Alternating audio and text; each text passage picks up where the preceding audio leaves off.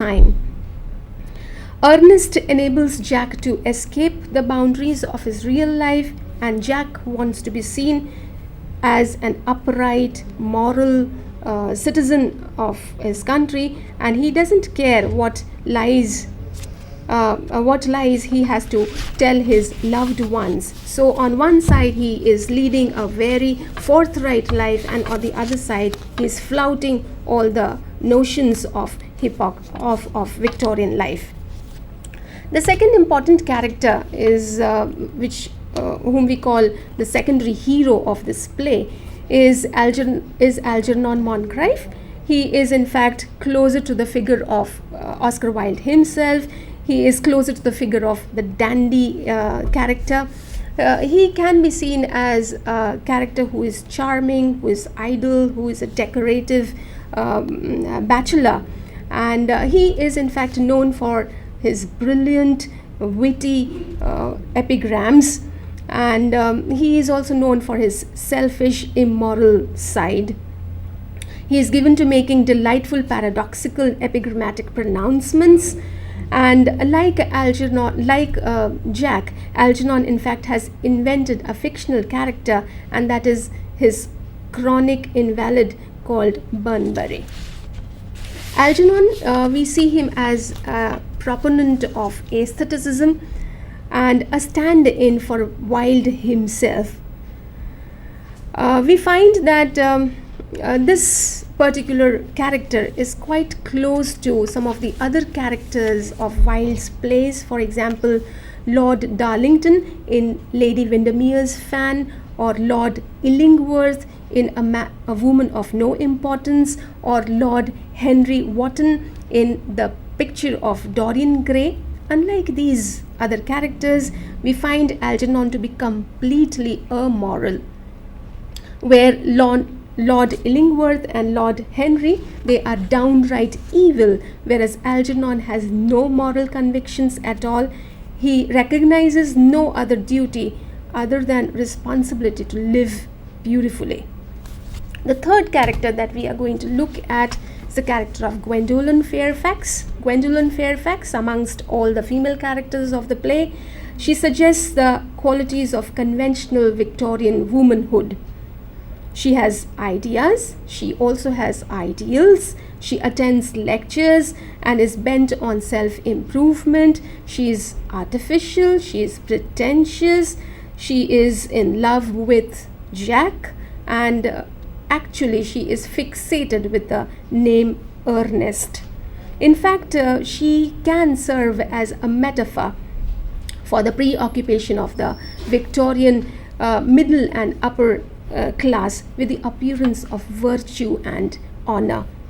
So this fixation for appearance and name is very close to her character.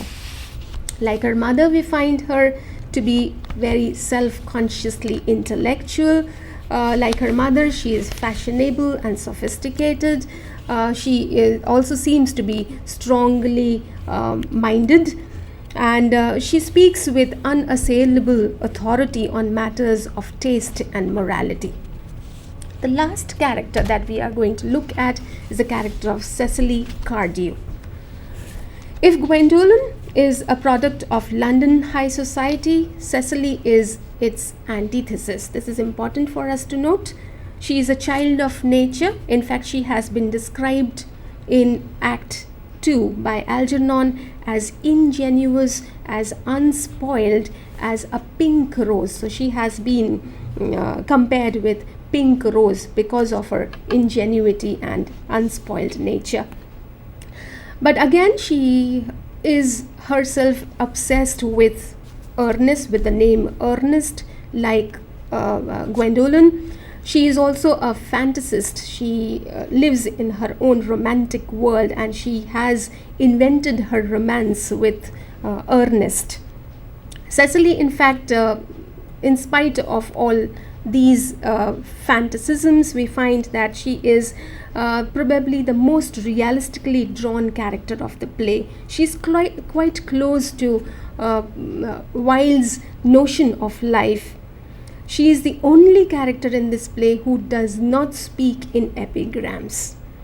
Her charm lies in her idiosyncratic cast of mind, her imaginative capacity, her qualities that derive from Wilde's notion of life as a work of art. These elements of her personality makes her a perfect mate for Algernon. Now let us look at some of the film adaptations that have been made. There are three major adaptations. These were TV adaptations that have been made, which are known as made for television versions. One was in 1952, the second was in 2002, and the third is quite recent, that is last year, 2011. There is interesting to note that one Indian version also came out in Telugu, that was in 2008, and the name was Ashtachamma, which was released in 2008. And the film version which came out in 2011 is also a Broadway revival of Oscar Wilde's play of the same name, and this film was directed and starred by Brian Bedford. That brings us to the close of the discussion, but before closing this discussion, it is also important to take a look at some of the important themes that have been taken up by us. Zakia, would you please? We deliberated great length at the thematic concerns, keeping in mind how these characters are located. But I guess as students of undergraduate level, there are certain pertinent questions, not just keeping your exam in mind, but also keeping the fact that how do you relate a text. One important way, as we had done in our presentation today, is that we try to locate the text through the context. So how does this particular play addresses the Victorian era? In other words, a question could be representation of Victorian era in the play, importance of being earnest, which is associated to another important parallel question on the whole question of institution of marriage and the hypocrisy of the gentry class, which you can weave along with your discussion on these three important characters, which just few minutes back my colleague had just mentioned to you. How do you locate Gwendolen? How do you locate Fairfax? How do you locate Lady Bracknell? How do you look at Jack and Algy? Not in terms of prospective brides and bridegrooms, but also as manifestations of the Victorian way of looking at men and women.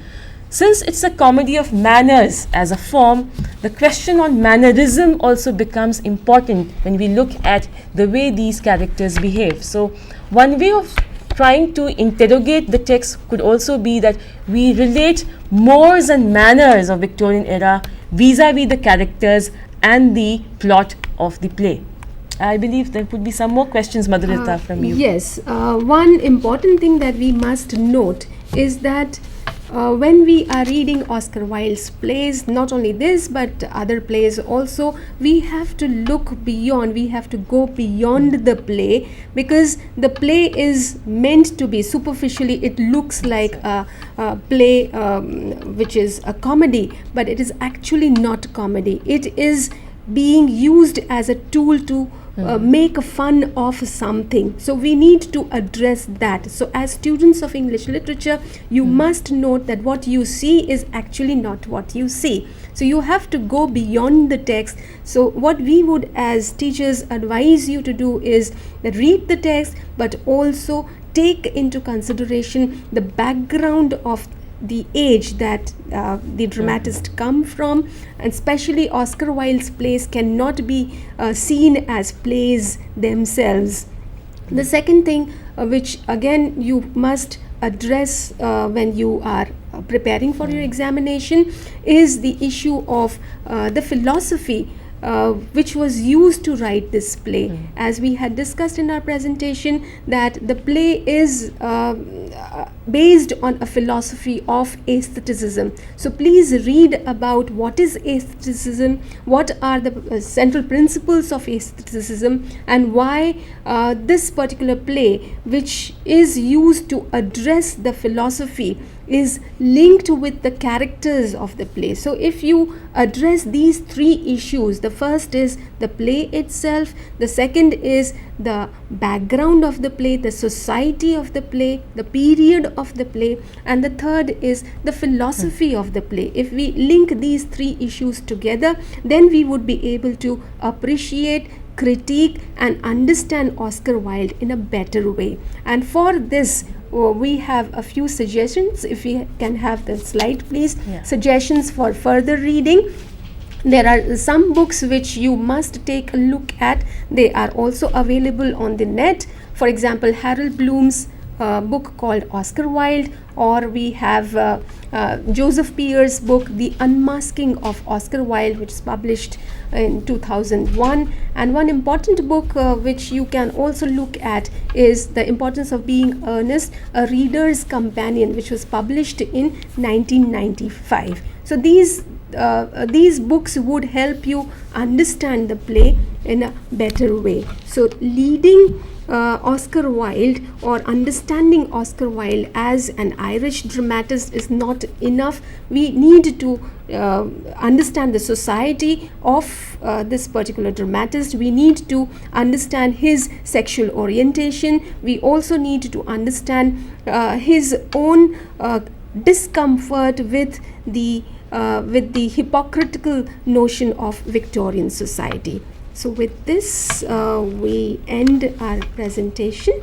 It's not again a pun by us, but then we looked at the manifestation of the word earnest, and as students of literature, of course, as budding scholars right now, your earnest endeavor should be to go beyond the trivialities of the text and decode the serious connotation, and that makes a better understanding not only of the play, but also of the playwright in question.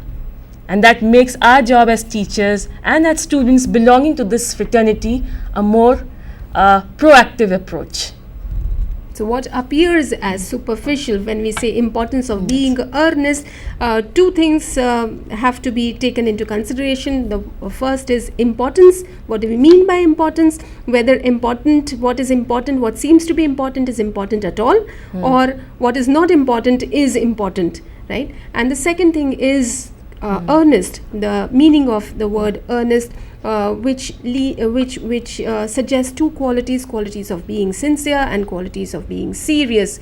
So when we understand the play, we have to also look at the subtitle of the play, and the subtitle leads us to the plot and the details of the play. So with this, we come to the end of our presentation. Thank you.